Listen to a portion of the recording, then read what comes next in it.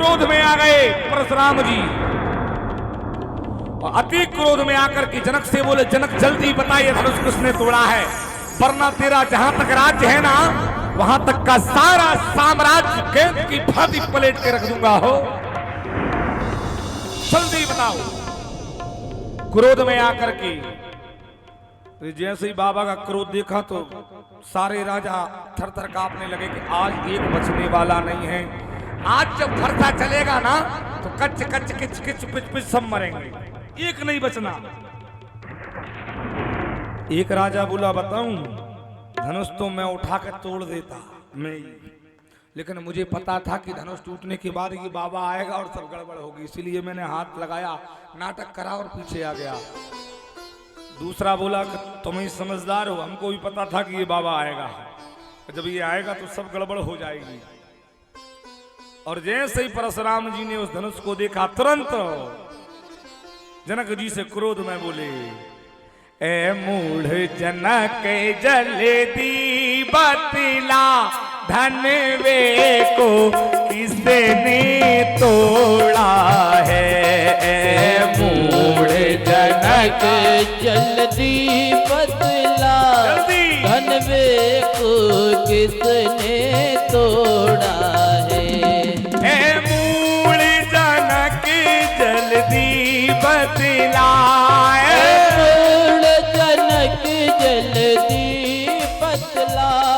धनवे को किसने तोड़ा है, इस भरे स्वयंवर में किसने।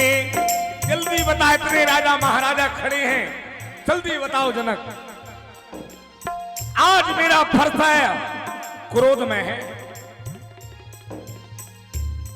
इस भरे स्वयंवर में किसने सीता से नाता जोड़ा है। इस भरी स्वयंवर में किसने सीता से नाता जोड़ा है। जैसे ही भगवान परशुराम जी ने के क्रोध को देखा, क्रोध को देख करके जनक जी मुंह से बोल ना पाए, क्यों जनक जी को भी पता है कि भगवान क्रोधी हैं, कहीं नाम बता दिया तो दमांद बन चुके हैं, फरसा चला देंगे हो। राम जी देखे क्रोध अति भारी है, भगवान के 16वें अवतार श्री परशुराम जी के सामने राम जी आगे पहुंचे। जैसे ही आगे पहुंचे सारे राजा खुश हो गए, बोले अब तो परशुराम जी मारे ही देंगे, छोड़ेंगे नहीं, और जिन मारेंगे उसके बाद में फिर देखेंगे सीता किसको मिलना है। परशुराम जी के सामने राम जी बोले नहीं, राम जी का परिचय देखिए, भगवंत होते हुए भी अनंत हैं। मेरे भगवान समुद्र के सागर की गहराई तो मिल सकती है, लेकिन मेरे परमात्मा के हृदय की गहराई नहीं मिल सकती। अंबर का अंत हो सकता है पर मेरे करुणानिधान का अंत नहीं हो सकता। पृथ्वी का भार तो नाप सकते हैं पर मेरे परमात्मा का भार कोई नाप नहीं सकता। भगवान भगवंत होते हुए भी अनंत हैं, अनंत गहराई के सागर हैं। डायरेक्ट नहीं कहा कि मैंने मारा है तुम क्या कर लोगे, हैं? पावरफुल आदमी अगर हम होते तो हमें कह देते कि हमने मारा है, क्या कर लोगे, कर लो।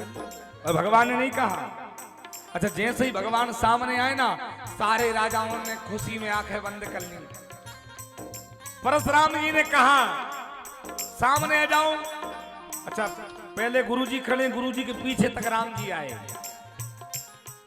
पीछे तक आए, आगे गुरुजी खड़े हैं। तो परशुराम जी को लगा कि अभी भी कोई आगे नहीं आया, तो परशुराम जी ने कहा 3 गिनूंगा, 3 के बाद भाई जी फरसा चलेगा, और फिर जब चलेगा तो एक तरफा चलेगा, फिर कोई जी हो।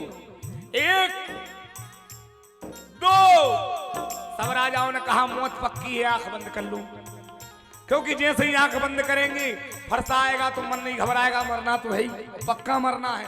2 में कोई नहीं बोला तो 3 होगा और फरसा चलेगा, और जब फरसा चलेगा तो फिर मरेंगे, पक्का है। पर बहुत देर हो गई, 3 नहीं बोल रहे। बाजू वाले ने कहा आंख खोल कर देखना क्या हो रहा है।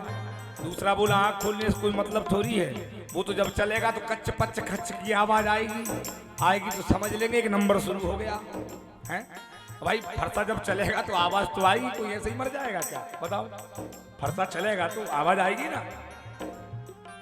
परशुराम एक ने आंख खोल के देखा, बोले भैया बच गए, आंख खोल लो। बोले क्यों? अब नहीं मरेंगे, 3 नहीं बोलेंगे। बोले क्यों? अब तो जिसने तोड़ा वही सामने आ गया। जब सब सामने आ गया तो अपन पर क्यों चलेगा? बच गए। राम जी ने अपना परिचय दिया। राम जी ने ये नहीं कहा कि मैंने तोड़ा है। राम जी ने हाथ जोड़ के कहा, प्रभु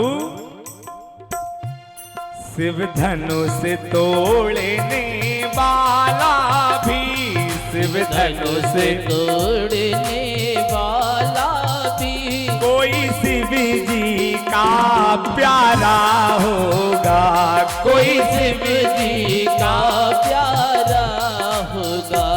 शिव धनुष तोड़ने वाला भी, शिव धनुष तोड़ने वाला भी कोई शिव जी का प्यारा होगा। जिसने ऐसा अपराध किया, जिसने ऐसा अपराध किया कोई दास तुम्हारा ही होगा, कोई दास तुम्हारा ही होगा, कोई दास तुम्हारा ही होगा रे, कोई दास